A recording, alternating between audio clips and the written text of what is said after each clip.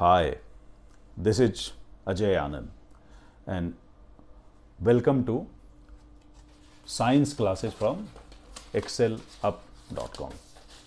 In this lesson, you will learn about the key features of 4 classes of superclass Tetrapoda.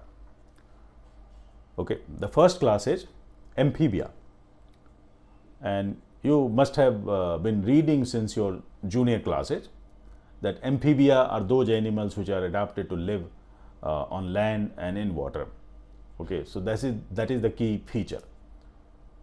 So these animals, they breathe through their lungs when they are on land, and they use skin as a respiratory organ when they are in water.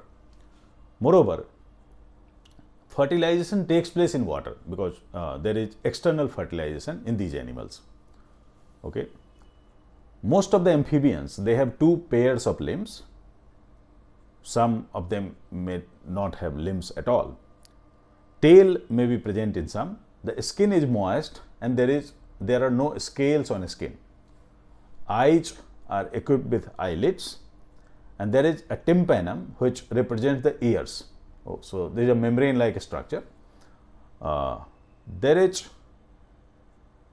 a common chamber called cloaca, in which alimentary canal, urinary tract and reproductive tracts, all of them open in cloaca. There are gills, lungs and skin for respiration. So some animals, they have gills for respiration, and some animals have lungs and skin both for respiration. So for example, a frog, when it is on land, it uses its lungs for respiration and it uses its skin when it is in water. The heart has 3 chambers. So this is a development because fishes, they have 2 chambers in their heart. Fertilization is external. These are oviparous animals and development is indirect. Some examples are rana or frog, buffo or toad, hyla or tree frog, salamandra or salamander, ichthyophis. This is a limbless amphibian.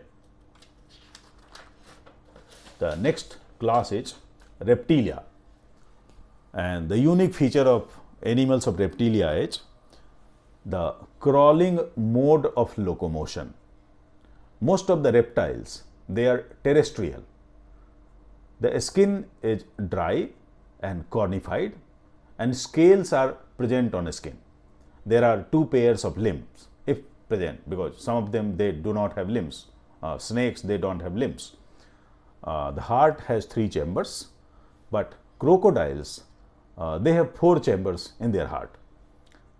Snakes and lizards, they shed skin at frequent intervals, and this is replaced with a new layer of skin.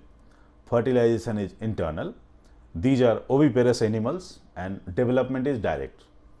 Okay, some examples are chelone or turtle, testudo or tortoise, chameleon or tree lizard, calotes or garden lizard, crocodilus or crocodile, alligator, hemidactylus or wall lizard, the common lizard which we see in our homes, naja or cobra, bangarus or krat, vipera or viper. The next class is Aves. All the birds, they come under this class. So the unique features are presence of feathers on skin, beaks instead of mouth, wings are there, and these animals show numerous flight adaptation. Okay, some of the birds, they are flightlets, although the skin is dry and there are no glands on skin, but oil gland is present at the base of the tail, and these the birds, they use oil from oil gland to for preening their feathers.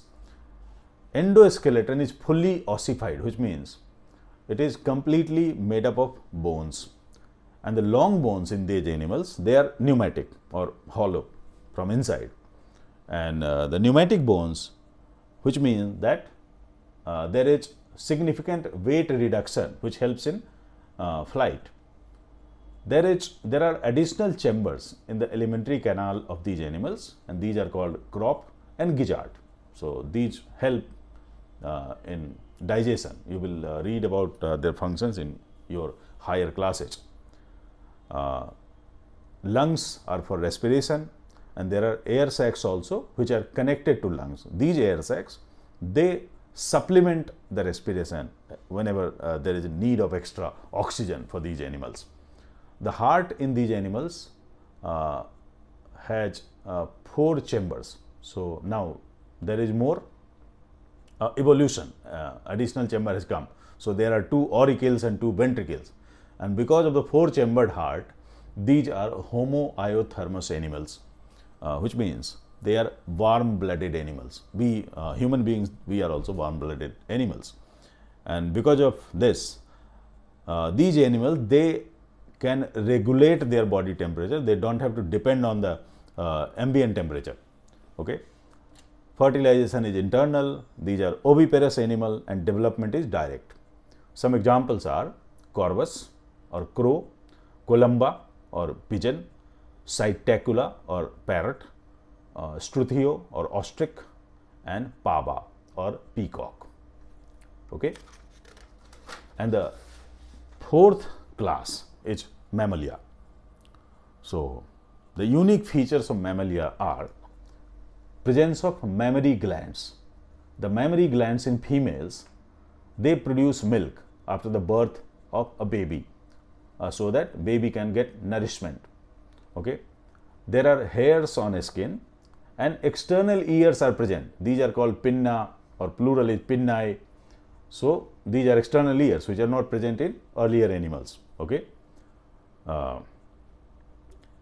We also have mammals also have 4 chambers in their heart. So mammals are warm-blooded animals. Most of the mammals, they are viviparous. Some examples are Ornithorhynchus or platypus. This is an oviparous mammal, and rest of the examples, they are of viviparous animals. So Macropus or kangaroo, Pteropus or flying fox, Canis or dog, Felis or cat, Equus or horse. Then Panthera, the big cats, they are named in the genus Panthera. So Panthera tigris is the scientific name for tiger, and Panthera leo is the scientific name for lions.